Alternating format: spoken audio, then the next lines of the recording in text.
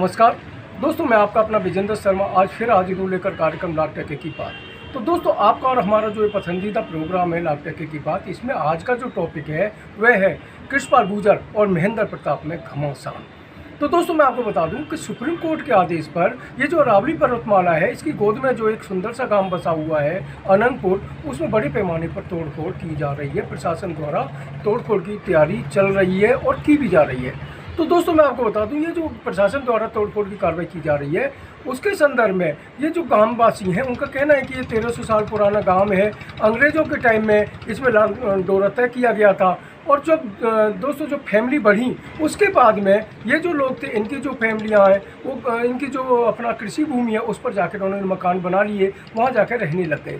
तो दोस्तों, ये जो सुप्रीम कोर्ट का तुगलकी फरमान आया है, इसके बाद में जो गांव के लोग हैं, इनमें बहुत बड़े स्तर पर विरोध व्याप्त है। और यहाँ तक कि अभी पिछले संडे को यहाँ पर सूरजकुंड में एक महापंचायत का भी आयोजन किया गया था, जिसमें गांववासियों ने अपना जो सरकार है, प्रदेश सरकार, उसको अल्टीमेटम दिया था कि 30 दिनों में अगर इस मसौदे को तय नहीं किया गया, सुलझाया नहीं गया, तो आगामी रणनीति तय की जाएगी। तो दोस्तों, मैं आपको बता दूं कि ये जो महापंचायत हुई थी, इसका आयोजन जो पूर्व मंत्री हैं महेंद्र प्रताप सिंह, उनके पुत्र विजय प्रताप सिंह द्वारा किया गया था। और इसमें जो कांग्रेस का जमावड़ा और जो एंटी बीजेपी लोग हैं, उनका जमावड़ा लगा था।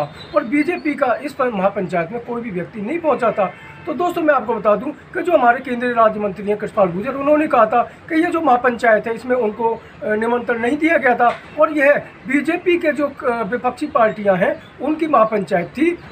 तो दोस्तों, मैं आपको बता दूं, ये जो मसला था, इस पर अब जो महेंद्र प्रताप सिंह है और कृष्णपाल गुर्जर है, इनमें घमासान छिड़ गया है। और आज दोस्तों, मैं आपको बता दूं, कृष्णपाल गुर्जर के नेतृत्व में एक प्रतिनिधिमंडल ने जो प्रदेश के मुख्यमंत्री नायब सिंह सैनी, उनसे भी मुलाकात की थी। और उन्होंने कहा था कि सीईसी में इस मसौदे को ले जाएंगे और सुप्रीम कोर्ट में अपनी दलील पेश करेंगे कि जो गांव है, पुराना जो गांव है, उसको ना छेड़ा जाए, उसमें तोड़फोड़ ना की जाए। तो दोस्तों, मैं आपको बता दूं कि पूर्व में जो मनोहर लाल खट्टर सरकार थी, उसने भी जो विधानसभा का जो अपना सेशन है, उसमें एक प्रस्ताव पारित किया था।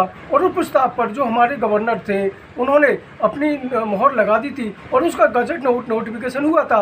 उसके बाद में एक एफिडेविट सुप्रीम कोर्ट को दिया गया था कि गांव में तोड़फोड़ ना की जाए और जो ये अपना एरिया है, इसको बढ़ा दिया जाए। तो दोस्तों, सुप्रीम कोर्ट ने सरकार द्वारा दिए गए इस हलफनामे को रद्दी की टोकरी में डाल दिया, क्योंकि आगे गरीब परिवार हैं, गरीब घर हैं।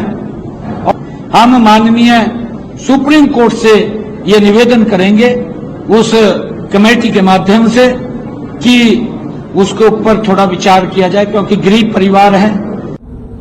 माननीय मुख्यमंत्री जी, अभी आपने प्रेस ब्रीफ में कहा है कि आपसे फरीदाबाद का डेलीगेशन मिला था, बीजेपी के लीडर्स का, और अनंतपुर के गांव के लोग और प्रबुद्ध लोग मिले हैं। आपने ये बोला है कि सीईसी में आप जाएंगे, सीईसी में आप कहेंगे, ताकि सीईसी सुप्रीम कोर्ट कहे, सुप्रीम कोर्ट में भी आप कहेंगे कि भाई मकानों को न तोड़ा जाए, बड़े गरीब परिवार हैं। 3 बार आपने बता दिया गरीब परिवार है। ये अनंतपुर को गरीबी की चादर जबरदस्ती ना उड़वाओ चीफ मिनिस्टर साहब। हमारे यहाँ 1960 में ही इंडस्ट्रियलाइजेशन शुरू हो गया था।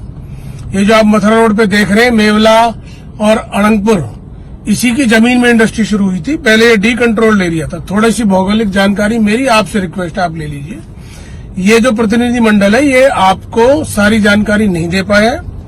मसला केवल आबादी का नहीं है, गांव तो 1300 वर्ष पुराना है। मसला ये है कि हमारे गांव की 4,500 एकड़ मलकियत का जो पहाड़ है, जिसको फॉरेस्ट में डाला है आपके अधिकारियों ने, वो आपके अधिकारी फॉरेस्ट, जो आपका फॉरेस्टर कंजर्वेटर है, उसके एफिडेविट से सन 2022 में ये फॉरेस्ट में गई है।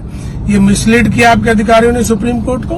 उस गलती को ऑर्डिनेंस करके ठीक कराना है। असल बात ये है, अभी मुझे लगता है ये प्रतिनिधिमंडल आपको समझा नहीं पाया। तो मेरी ये रिक्वेस्ट है कि आप एक्सपर्ट की टीम से जो इस मामले की असलियत आपको बता सके, वो जानकारी लेने के बाद फिर आप जनता को ब्रीफ करें और जनता को बताएं कि सरकार इसमें क्या करना चाह रही है। धन्यवाद। जय हिंद।